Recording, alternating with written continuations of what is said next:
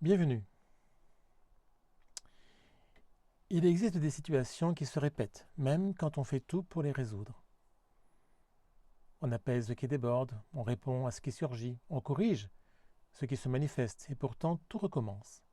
Pas parce qu'on agit mal, mais parce que ce qui entretient le problème reste intact.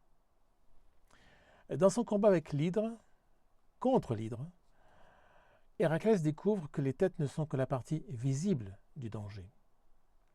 La créature puise sa force dans un marais où elle est enracinée. Un terrain instable, humide, qui nourrit sa capacité à se reconstituer. Tant que ce sol demeure, chaque tête coupée peut revenir. Ces mythes nous parlent de ces dynamiques où l'on s'acharne sur ce qui apparaît, les effets, les urgences, les manifestations immédiates. On agit, on compense, on répare, mais la source reste en place.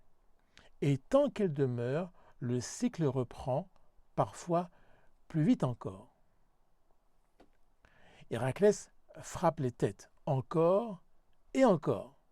Il agit avec force, courage, détermination, mais toujours au même niveau. Il traite ce qui se montre, jamais ce qui permet au problème de revenir. Chaque coup, au lieu de résoudre, réactive le mécanisme. Le cycle donc continue. Le monstre se reforme, le combat n'avance pas, et tant que le marais nourrit la créature, rien ne change vraiment. Héraclès comprend que le cœur du combat n'est pas dans les têtes, mais dans ce qui les rend possibles. Il change alors de plan. Avec Iolas, son compagnon, il ne se contente plus de couper. Chaque fois qu'une tête tombe, il cautérise immédiatement le coup. Ce geste ferme les ouvertures, les canaux par lesquels l'hydre se reconstituait les têtes.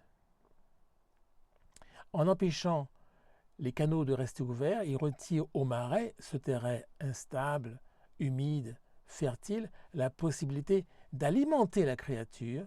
Le sol n'a plus rien à nourrir, les têtes n'ont plus de voie pour revenir, et le mécanisme de régénération s'interrompt.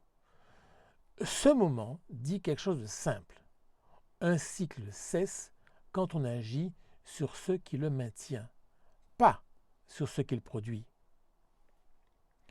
Agir sur ce qui nourrit un problème demande de la lucidité et du courage. Celui de regarder au-delà de ce qui se voit.